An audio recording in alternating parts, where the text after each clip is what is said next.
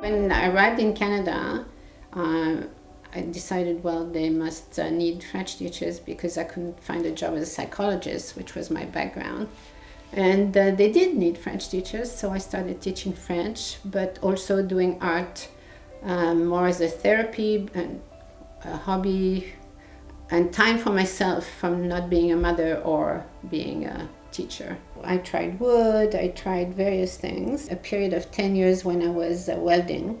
I can't remember what got me into it, but I just loved it. That you had to use a lot of physical strength, and you had this powerful tool in your hands where you can burn holes and twist pieces of metal into interesting shapes. And that was excellent therapy.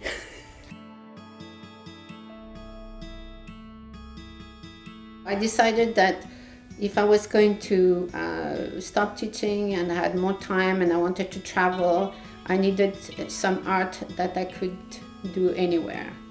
So I decided to start taking painting courses. And when you're a beginning painter, acrylic is great because you can paint over and start again. And I've been doing it now for, I don't know, around 20 years maybe.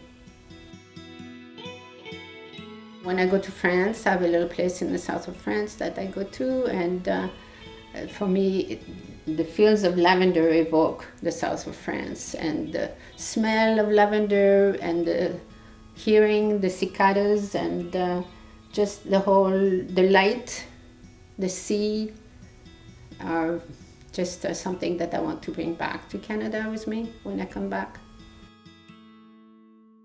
This is one of my favorite Canadian ones. It was in Sunnybrook Park last Thanksgiving, and the light was just particularly beautiful, and the weather perfect. Also being there with the family and enjoying the day. So this is one that I'm still working on, or just, I'm not sure if I'm quite finished, but I've been working on it this last few weeks. And this is my two grandchildren, Paloma and Lucien, and a bowl of cherries that they are sharing. Marina's children, my daughter, and Paloma and Lucien, watching the world go by. I like the light on their hair and the fact that we don't know what they're looking at, so you can imagine that it could be water or it could be a lake. So you look with them to something that you can imagine.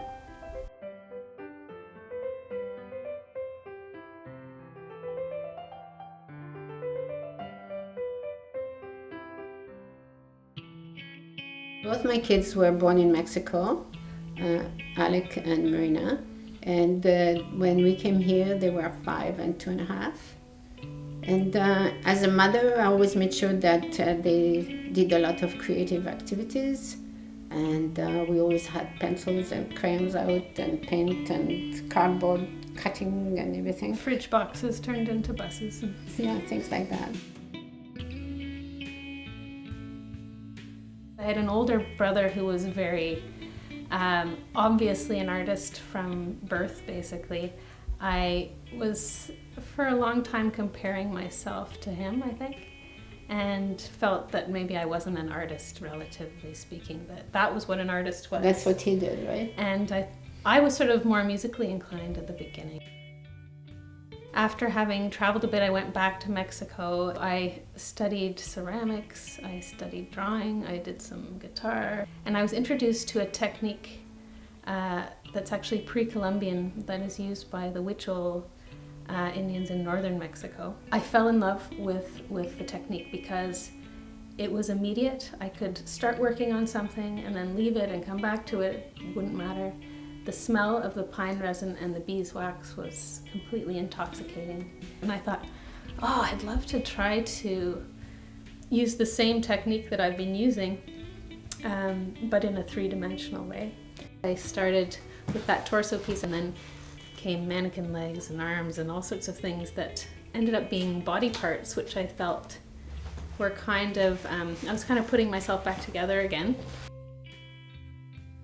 My first artist residency was in the UK, and funnily enough it was going back to the town where my father had his first house as a child. I wanted to use all local materials, and in that town, really what was of interest were the charity shops. There's tons of charity shops. So I was going to these charity shops wanting to use some kind of detritus that I was used to using before. And there were a lot of used shoes. So I thought, oh, this is the perfect kind of segue in a sense. I liked the idea that you could actually inhabit a sculpture. So my first piece was a pair of shoes. There was a cicada influence and bird feathers that I got from the local bird world. After starting on the shoe as a metaphor and a sculpture, I thought how nice it would be to create a series of these.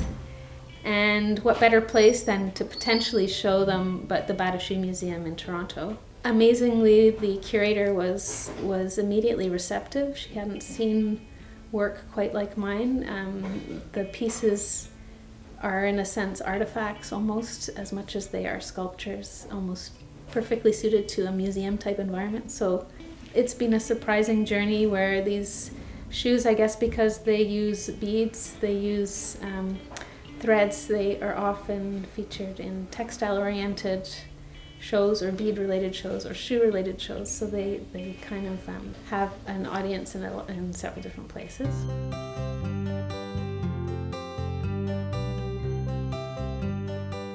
So what's been happening now is a funny coincidence of meeting the founder of a new shoe company that we're currently developing as a brand called Popsoles, a modular shoe company where the uppers and the soles can be mixed and matched, and the heels and soles and wedges are informed by art and sculpture and design, architecture, and this is a new venture for me. So now the artwork is becoming wearable, which is super exciting.